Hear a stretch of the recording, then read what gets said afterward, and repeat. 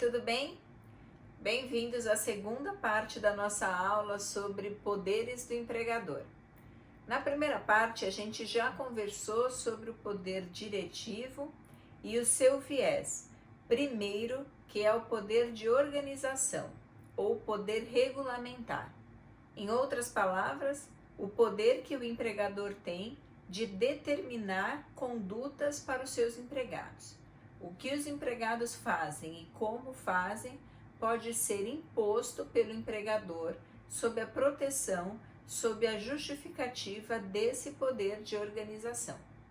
A mesma coisa em relação ao poder regulamentar, que é um pedacinho do poder de organização. O poder que a empresa tem de criar normas escritas que encaminhem a sua mão de obra, que demonstrem para os empregados o que pode ou o que não pode ser feito dentro da empresa, seja em relação a procedimentos técnicos, seja em relação a condutas éticas. Eu peguei o gancho nessa parte da aula e a gente conversou bastante tempo sobre compliance trabalhista, que é um tema super atual e importante, que vem sendo cada vez mais exigido dos advogados trabalhistas. Medidas preventivas que podem evitar que patrões e empregados tenham futuros e eventuais problemas em relação àquilo que fazem um com o outro. Hoje a gente fala dos outros dois poderes que fazem parte do poder diretivo do empregador. E eu vou começar conversando sobre o poder de fiscalização. Veja bem, de nada adianta que o empregador possa mandar nos seus empregados se ele não pode fiscalizar, se ele não pode monitorar a realização daquela ordem. Um empregador ele pode dizer para os seus empregados: vocês devem trabalhar usando o uniforme tal. Mas ele tem que poder fiscalizar o trabalho dos seus empregados para verificar se eles estão usando o uniforme tal para trabalhar. É por essas e outras que a gente tem, por exemplo, controle de jornada, a possibilidade dos empregadores verificarem o acesso dos seus empregados em determinados ambientes, inclusive no próprio estabelecimento. Veja, eu sou professora e dou aula em cursos à distância. Nessa condição, eu uso uma plataforma que as faculdades me oferecem de ensino. Eu estou trabalhando na minha casa, mas a faculdade consegue puxar relatórios para saber quando foi que eu loguei, que horas eu comecei a trabalhar, que horas eu saí da plataforma, quando eu estava logada, onde foi que eu cliquei, com quais alunos eu conversei, por quanto tempo eu permaneci em cada uma das atividades que eu fiz. Ou seja, o meu trabalho, ele pode ser absolutamente monitorado pela empresa, pela minha empregadora. E a gente não costuma ver nenhum problema em relação a isso, né? Quando o meu empregador, ele controla a hora que eu entro, a hora que eu saio, a hora que eu paro para almoçar e a hora que eu volto do almoço, não me parece que haja nenhuma afronta à minha personalidade em relação a essa questão. Mas o poder fiscalizatório, ele não para aí. Saber que horas o empregado começou a trabalhar e parou de trabalhar. O poder fiscalizatório, ele atinge algumas esferas e ele possibilita que as empresas tenham um controle sobre a vida dos seus empregados que muitas vezes beira a violação a outros direitos de personalidade, a outros direitos individuais. Olha só, sempre que a gente tem a possibilidade de que alguém seja monitorado, esse monitoramento em abuso, em excesso, feito da forma errada, pode representar uma violação à intimidade daquela pessoa, à privacidade daquela pessoa. Não existe na lei um artigo uma norma que diga para a gente o que pode ou não pode ser feito para fiscalizar o trabalho e o cotidiano dos empregados. Isso é sempre deixado para uma análise pontual. A justiça acaba recebendo processos e caso a caso pondera o que cada um deles apresenta. Mas existe uma subjetividade muito grande. O que eu entendo que é abusivo no monitoramento pode ser diferente daquilo que você entende como abusivo no monitoramento. Então, existe uma divisão muito tênue, muito fina entre o que seria um exercício regular do poder fiscalizatório e o que passa a ser um exercício irregular, que a gente precisa ter um pouco de cuidado na análise do caso concreto. Não tem como eu tratar desse assunto sem exemplificar para você o que eu estou dizendo, porque provavelmente você talvez não tenha conseguido imaginar uma situação prática onde a possibilidade de o empregador fiscalizar o seu empregado possa ter esse impacto, possa causar essa violação a um outro direito. É por isso que a partir de agora, tudo que a gente falar sobre poder fiscalizatório vai ser por meio de exemplos. E eu trouxe alguns casos que são os assuntos mais polêmicos e que a gente vê acontecer mais na prática. O primeiro deles é sobre a possibilidade de revistar os empregados e vistoriar os seus pertences. No começo de 2019, o TST teve a oportunidade de julgar um caso em que um supermercado tinha sido processado por uma das suas empregadas. Ela dizia no processo que os empregados daquele supermercado, eles tinham os seus pertences vistoriados sempre que acabava o expediente, mas que isso era feito na frente de qualquer pessoa, na porta de saída do supermercado, que não havia um lugar reservado para que essa revista nos pertences fosse feita. Essa empregada dizia então que na medida em que a sua bolsa era vistoriada na frente de todo mundo, isso violava e prejudicava a imagem dela e a honra dela, porque as pessoas, os clientes, possivelmente, as pessoas que estavam andando na rua, que viam aquela cena, podiam achar que ela estava roubando ou coisa do tipo. E aí, por causa disso, ela pediu indenização, alegando que o poder de fiscalizar do empregador do supermercado tinha sido excedido e que naquele caso dela foi abusivo.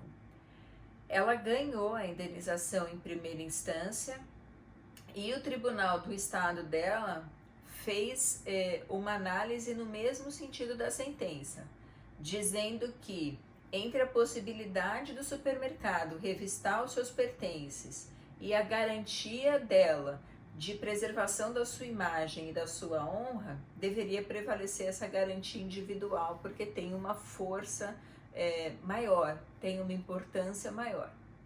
O caso chegou no TST e o TST acabou analisando a defesa do supermercado e aquilo que tinha ficado demonstrado no processo e seguiu uma tese diferente, reformando as decisões anteriores e dizendo: olha, se não houve contato físico, não foi um caso de revista íntima, ela não foi tocada, não teve que tirar a roupa, nada disso.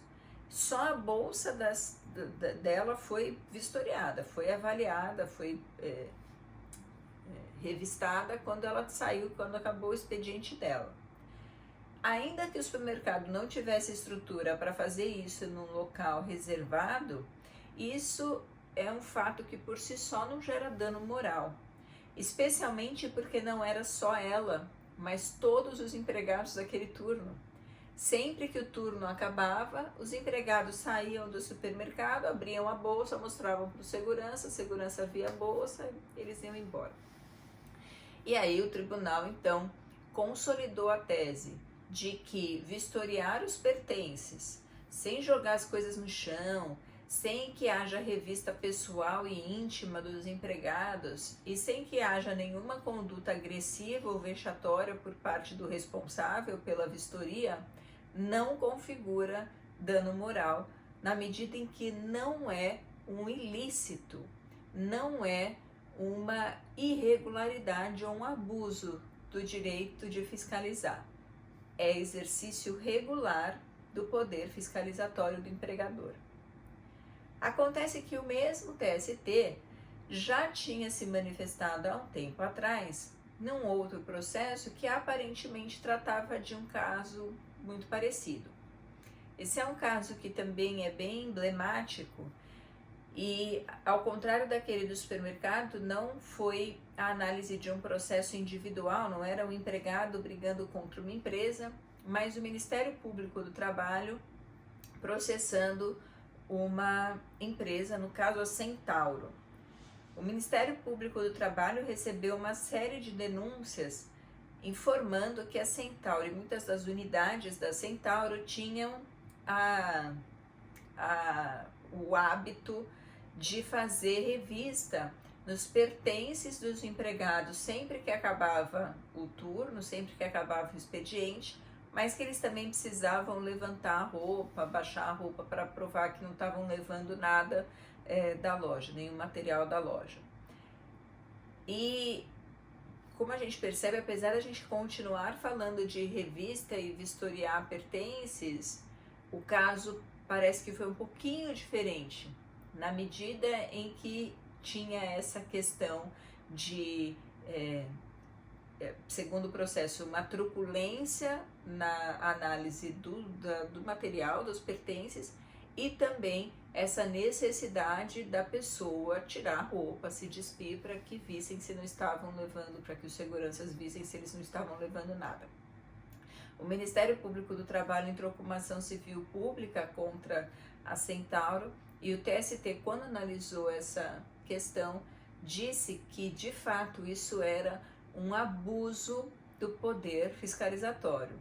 O direito de fiscalizar tinha sido excedido e o que poderia ser regular passou a ser considerado um ilícito. O TST, nesse caso aí, condenou a Centauro ao pagamento de uma indenização por dano moral coletivo. E o valor da indenização foi de R$1 milhão. Uma indenização bastante grande, que veio acompanhada também da fixação de multa diária, caso a empresa continuasse fazendo esse tipo de procedimento mesmo depois daquela ação. Então, revista, vistoriar material, abrir a bolsa do empregado, pode ou não pode ser feita a depender de como ela é realizada na prática. O outro caso que eu trouxe para vocês, que é um caso também muito legal, é o caso do monitoramento do cotidiano do empregado, ou melhor dizendo, do cotidiano laboral do empregado, de tudo que o empregado faz dentro da empresa por câmera. A gente pensa num primeiro momento, bom, se eu entro num lugar, eu vejo que tem uma câmera me filmando, não fiz nada de errado, estão me filmando para monitoramento, para segurança, o que quer que seja, não me importo. Enfim, a gente não se preocupa com isso.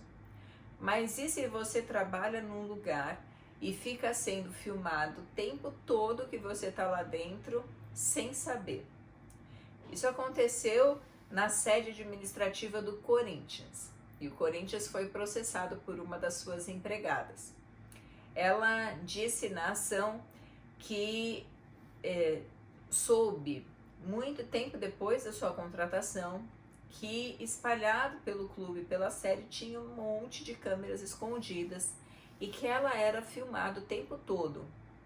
Ela pediu indenização, dizendo que o poder de fiscalizar que o empregador tinha sobre ela foi excedido na medida em que ela teve a sua imagem capturada sem que ela tivesse conhecimento ou sem que ela tivesse autorizado. O caso foi parar no TST e o TST disse que, mesmo estando escondidas, as câmeras para monitoramento são absolutamente regulares, que o empregador tem a possibilidade de monitorar o andamento e o funcionamento da sua atividade, da sua empresa ou, nesse caso, do seu clube. Disse o TST que não existia espaço para se questionar uma eventual violação ao direito de imagem, porque no processo ficou constatado que a imagem dela não havia sido capturada, não havia ficado gravada, não estava arquivada. O que acontecia era que os empregados eram filmados o tempo inteiro, existia uma sala onde as pessoas responsáveis olhavam esses vídeos e conseguiam pedir imagens de determinados lugares para ver se as pessoas estavam lá, se estavam trabalhando, o que estava acontecendo, mas essas imagens não ficavam registradas. Então, não houve nenhum tipo de aproveitamento indevido da imagem, de uso indevido da imagem, e por isso a filmagem foi considerada regular. Essa empregada também não ganhou indenização contra o Corinthians, mesmo depois de ter demonstrado que passou muitos anos trabalhando sempre sob a vigia dos seus superiores, sem que ela nem soubesse, passando de lugar para lugar cheio de câmera escondida, sem que ela soubesse disso. Agora, o que a gente faz pessoalmente dentro do ambiente de trabalho costuma ser um pouco mais filtrado, um pouco menos intenso do que aquilo que a gente costuma fazer nas redes sociais. É por isso que a fiscalização dos meios de comunicação eletrônicos são outro tema recorrente no TST, quando o assunto é exercício do poder de fiscalização. O primeiro caso que eu vou contar para vocês é o caso do e-mail corporativo. Se a empresa contrata um empregado e concede para ele um endereço de e-mail fulanodetal@empresatal.com.br, se concede para esse empregado um e-mail corporativo, será que ela pode interceptar todas as mensagens que são enviadas e recebidas por esse e-mail? Um dos casos que tratava sobre o tema chegou no TST também. Ele tratava de um processo que um empregado entrou contra uma empresa, alegando que ele tinha sido demitido por justa causa, porque em tese estaria usando indevidamente o e-mail corporativo dele ou da empresa. Ele, no caso concreto, ele tinha mandado umas mensagens para uns amigos, fora do expediente de trabalho e sem ser no computador da empresa. E essas mensagens que ele mandou para os amigos dele tinham um cunho pornográfico, digamos assim. Então ele mandou uma brincadeira qualquer, falou umas baixarias e mandou um monte de foto de mulher pelada para os amigos do e-mail corporativo, lá do computador da casa dele, fora do expediente. A empresa interceptou essa mensagem, demonstrando que ela fiscalizava isso tempo integral e mandou ele embora por justa causa, porque ele teria usado de forma indevida o e-mail e com isso atingido a honra da empresa. Ele entrou com um processo dizendo que, na medida em que ele tem a garantia fundamental de sigilo das suas correspondências, a empresa não poderia ter interceptado o e-mail dele. E que, portanto, aquela prova, aquele e-mail cheio de foto de mulher pelada e de baixaria que ele tinha mandado para os amigos dele, ainda que a empresa tivesse acesso a isso, o que seria errado do ponto de vista do empregado, ela não pode usar isso como fundamento para uma demissão por justa causa, porque essa foi uma prova conseguida de forma ilícita. Então, ele defendia que se a empresa não gostou do comportamento dele, poderia até mandá-lo embora, mas sem justa causa. Na medida em que não poderia usar esse e-mail, que ela não deveria ter acesso para provar uma justa causa. O TST analisou essa questão e, assim como outros muitos tribunais regionais, estaduais, a decisão seguiu a linha que é a linha predominante hoje, de que a empresa pode sim interceptar todos os e-mails que os empregados mandam do e-mail corporativo e tomar pleno conhecimento de tudo que é dito e de todos os anexos que encaminham em relação em uso desse e-mail. Diz o TST e a corrente majoritária que um e-mail corporativo é como uma ferramenta de trabalho e que, como ferramenta de trabalho fornecida pela empresa, a empresa tem a possibilidade de fiscalizar e monitorar o seu uso, independente de ser feito dentro ou fora da empresa, no computador da empresa ou por qualquer outro meio.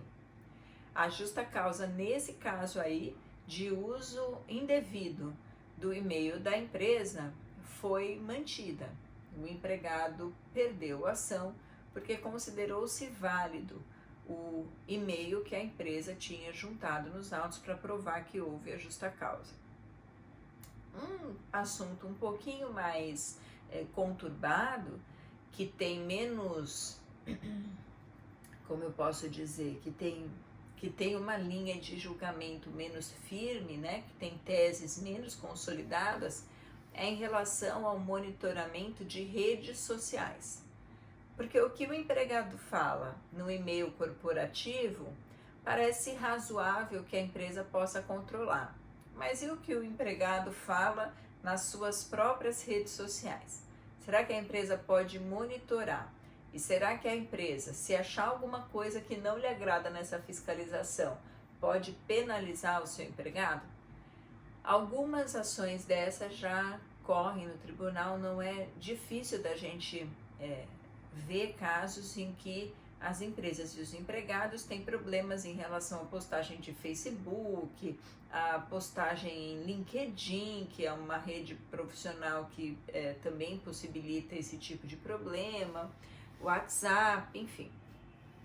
E num dos casos, assim, existem muitos, e sem que haja como eu posso dizer, um modelo, um paradigma que a gente possa pegar como um caso principal ilustrativo, mas um dos casos contava a história de um empregado que foi mandado embora por justa causa, porque ele fez um comentário indevido, de mau gosto, na página da própria empresa onde ele trabalhava. A empresa fez uma postagem no Facebook, postou uma imagem e colocou um comentário, um texto, enfim, dizendo que ela era muito boa, que era pontual, venha você também, venha ser nosso cliente, fazendo a propaganda dela. E um dos empregados que estava trabalhando na empresa, então não era ex-funcionário, era empregado mesmo da empresa, fez um comentário abaixo dizendo alguma coisa assim, empresa lixo, empresa engana trouxa. Fez 2 comentários assim, queimando o filme da empresa, né, desabonando a empresa, e no segundo comentário ainda postou uma foto fazendo um gesto obsceno. Então ele colocou lá, empresa engana trouxa, aqui não, e botou uma foto assim. Não podia ter feito. Aliás, não podia mesmo ter feito, porque isso vai ficar gravado, né? Terrível. Mas, enfim, foi o que aconteceu no caso. Eu estou contando, ilustrando o que aconteceu no caso lá do Facebook da empresa. E aí a empresa demitiu ele por justa causa por causa desse comentário. Ele entrou com uma ação na justiça dizendo que ele não poderia ter sido mandado embora por justa causa, na medida em que as redes sociais dele são um espaço em que ele pode exercer livremente o seu direito de opinião, a manifestação do seu pensamento. E que por mais que a empresa não tenha gostado do que ele escreveu, ela poderia mandá-lo embora, sem justa causa, mas que não existiria a possibilidade dele ser mandado embora por justa causa só por causa do que ele pensa. E que as redes sociais dele, que eram um espaço fora da empresa, não poderiam ser monitoradas e fiscalizadas para fim de justificar que a relação de emprego dele pudesse ser afetada por um ato que ele tem na vida comum dele. Esse caso foi julgado por um tribunal estadual que decidiu que ele estava errado, que a empresa poderia sim mandá-lo embora por justa causa. Especialmente porque a relação de trabalho é uma relação que demanda confiança e lealdade.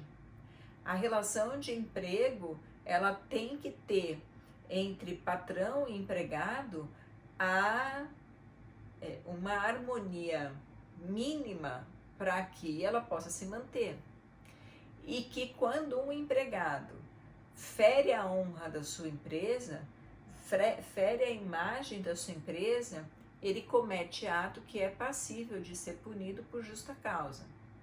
E quando ele faz isso numa rede social, cujo impacto é em muito pouco espaço de tempo pulverizado para muitas pessoas, quando essa ideia que ele colocou lá, quando esse xingamento tem um alcance muito grande para outras pessoas e atinge um número grande de clientes dessa empresa, ele de fato causa um prejuízo significativo que ele, na condição de empregado, não poderia causar.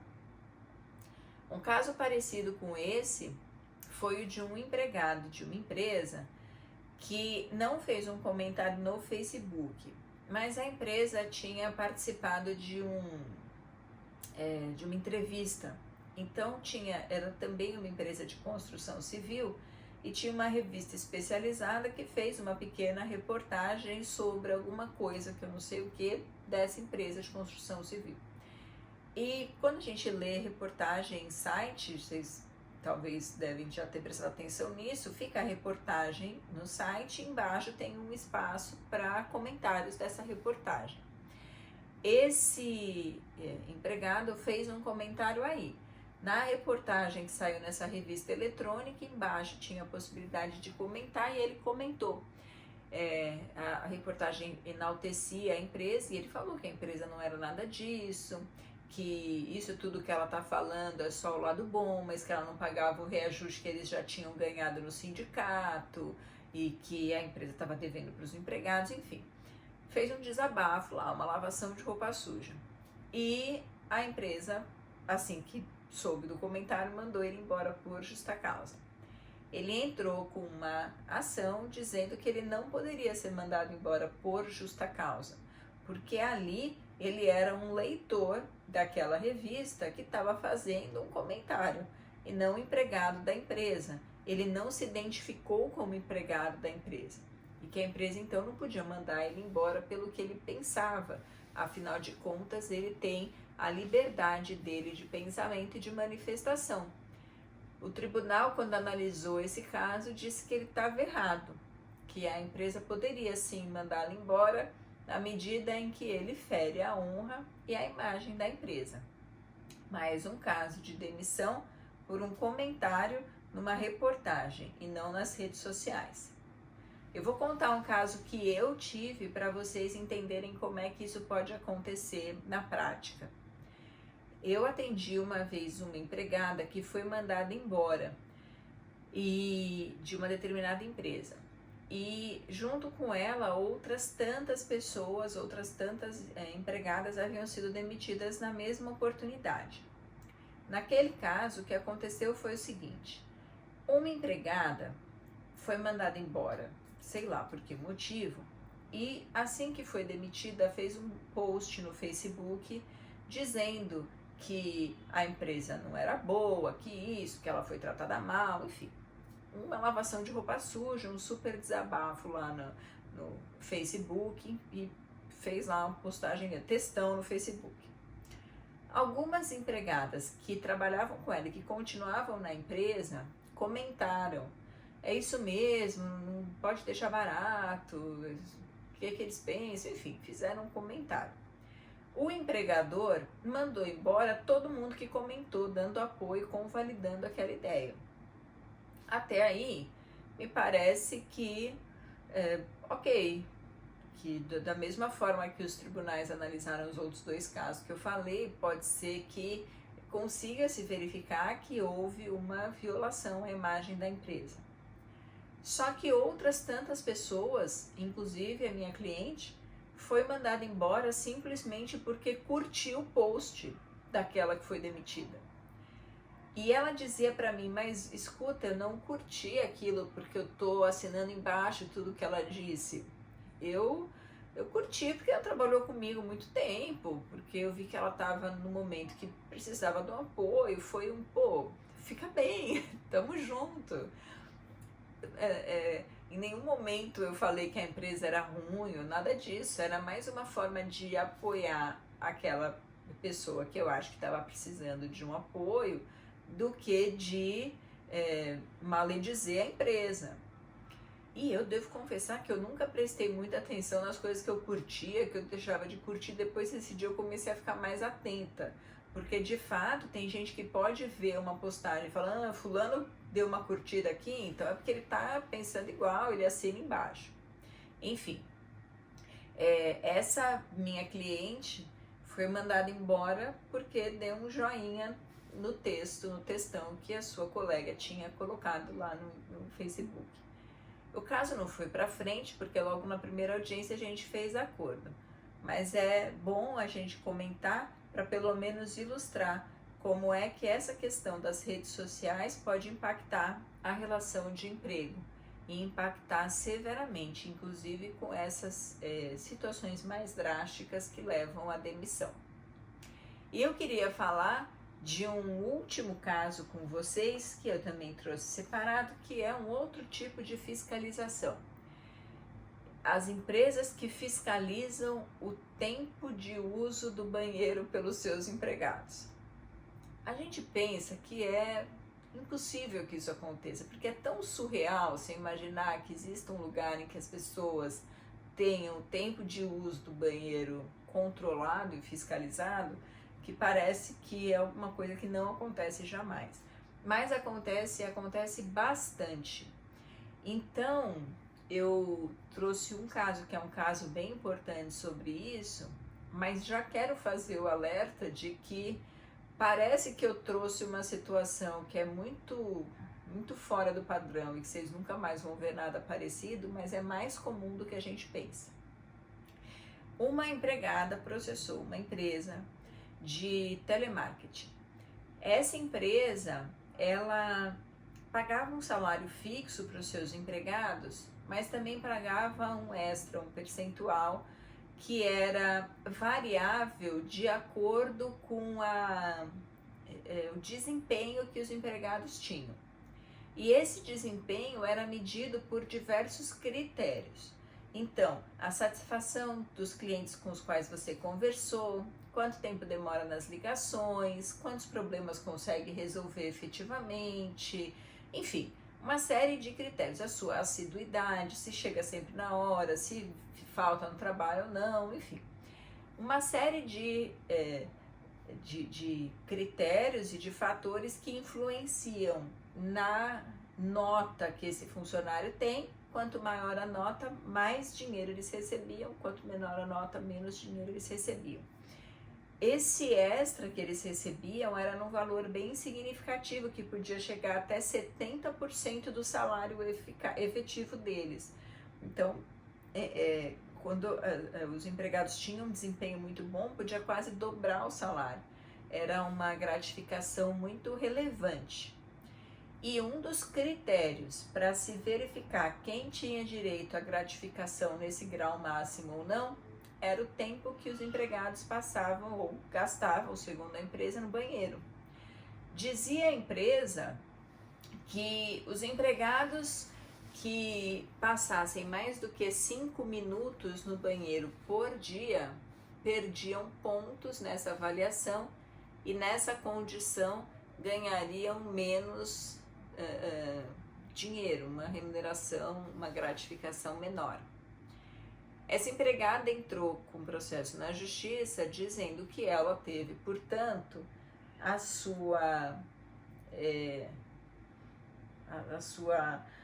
relação de trabalho absolutamente modificada, que ela tinha diariamente uma grande preocupação, porque ela sabia que para receber o dinheiro do qual ela dependia, esse complemento à sua remuneração, ela não poderia ir no banheiro durante os 30 dias que ela trabalhasse na empresa, e às 8 horas por dia. Essa empregada continuou, para piorar a situação, dizendo que a empresa tinha um número muito grande de empregados e que todos trabalhavam numa sala bem grandona. Então eram cerca de 400 empregados por turno. E para esses 400 empregados só tinha no banheiro feminino 3 privadas, no masculino 3 privadas. Então, na maior parte do tempo, a fila para você chegar na privada já era maior do que os 5 minutos que eles tinham para poder ir no banheiro. E isso causava, obviamente, um transtorno, um constrangimento e um transtorno e uma ansiedade que mereceriam ser reparadas, e ela pedia, então, indenização. Na decisão de primeiro grau, a juíza falou que não houve prova de um dano concreto, ela não ficou doente por causa disso, não desenvolveu um trauma por causa disso, e que os telefonistas têm outros 2 intervalos no meio da sua jornada de 10 minutos, são intervalos legais.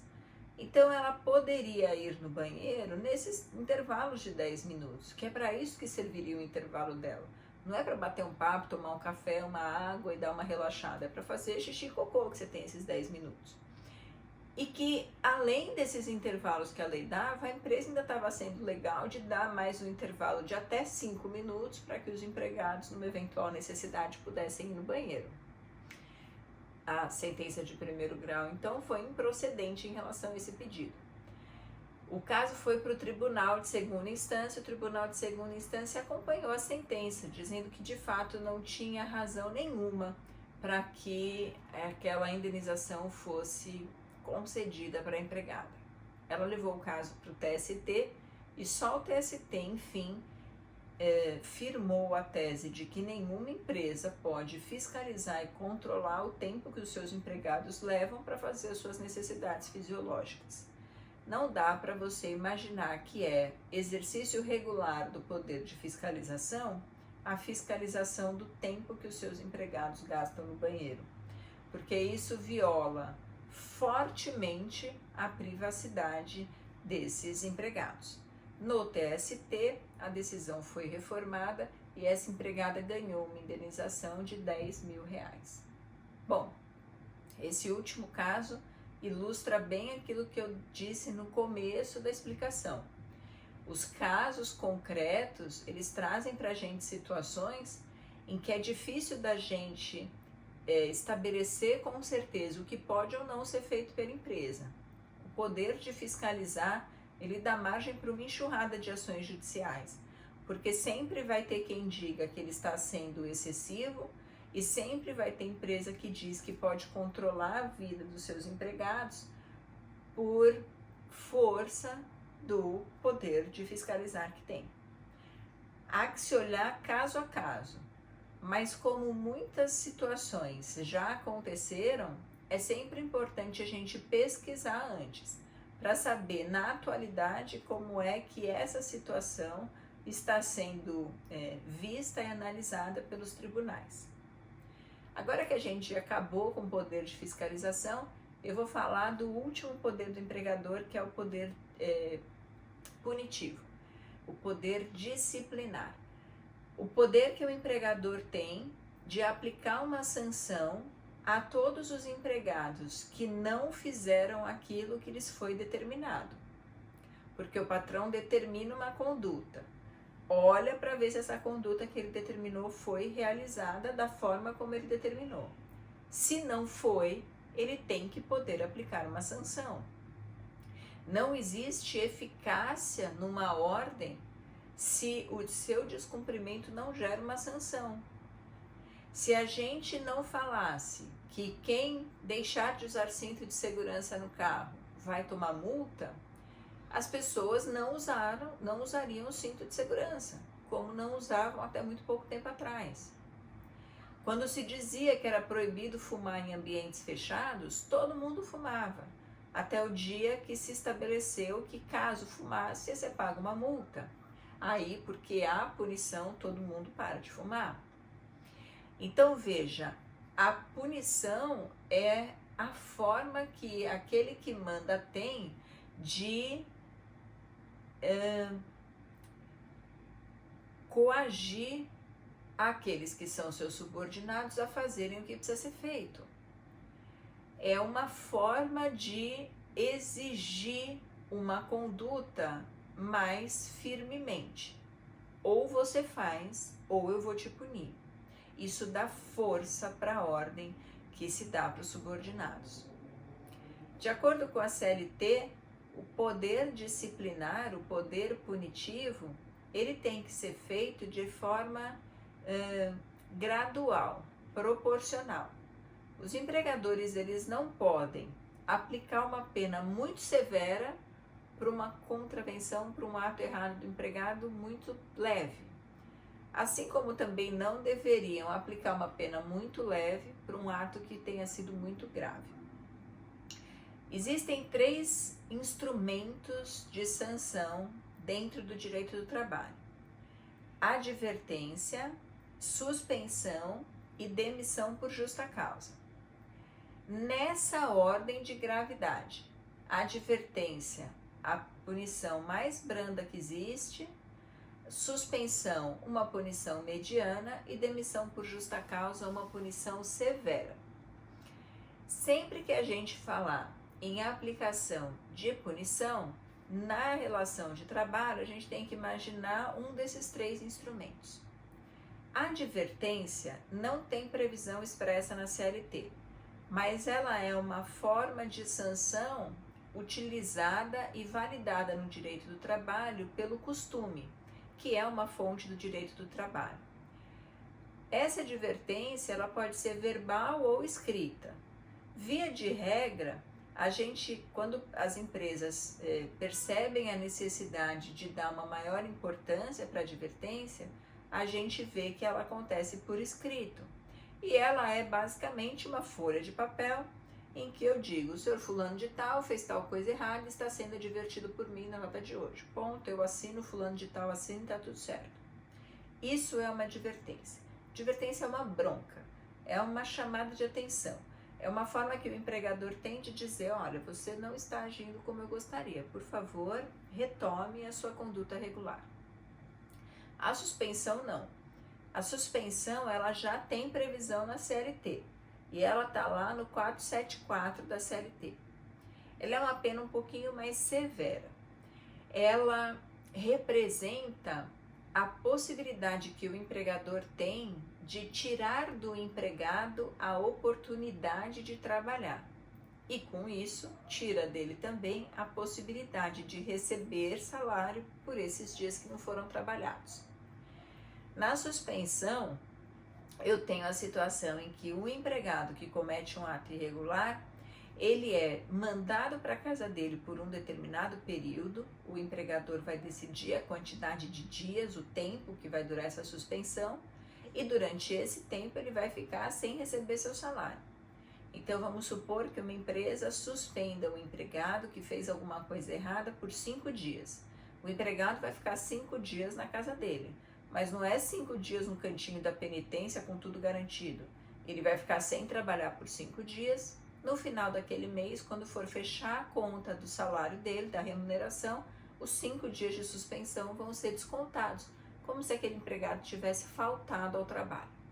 Então, tem um impacto remuneratório muito importante, muito significativo para o empregado. Essa suspensão, de acordo com o 474 da CLT, ela tem duração máxima de 30 dias. Uma empresa não pode suspender o empregado por 3 meses. Essa duração de 30 dias deve ser respeitada sob pena de se transformar o que era uma suspensão numa demissão, mas é uma demissão sem justa causa. Ou seja, o cara que fez alguma coisa errada e que foi suspenso, se ele ficar muito tempo suspenso, além desses 30 dias, se a empresa exagerar na aplicação da pena de suspensão, o que era uma suspensão vira uma demissão, sem justa causa. a empresa tem que pagar indenização, aviso prévio, multa do fundo de garantia e uma série de outras verbas que esse empregado passa então a ter direito. E por último, outra punição que também tem previsão expressa na CLT é a demissão por justa causa, que está lá no 482 da CLT. A demissão por justa causa é a mais severa das punições, porque além de tirar do empregado a possibilidade de trabalhar, ainda faz com que ele perca a oportunidade de receber uma série de pagamentos, verbas, indenizações, multas, aviso prévio, multa do fundo de garantia, deixa de poder receber seguro-desemprego, não pode sacar o valor que ele tem depositado no fundo de garantia e uma série de outras coisas, que é justamente pelo fato dele ter dado causa ao fim do contrato. Então, a demissão por justa causa é, sem sombra de dúvida, a mais impactante das penalidades. E ela pode ser aplicada nos termos do 482 da CLT. Se você tiver curiosidade, pode ir lá dar uma olhada nas hipóteses de demissão por justa causa.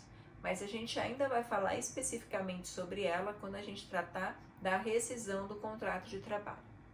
Acaba por aqui o nosso papo sobre poderes do empregador. A gente já viu o poder organizacional, o poder regulamentar, o poder fiscalizatório e agora, por fim, o poder punitivo. Eu espero que vocês tenham compreendido a matéria e que tenham gostado da aula. Continua comigo nas próximas. Beijo e tchau!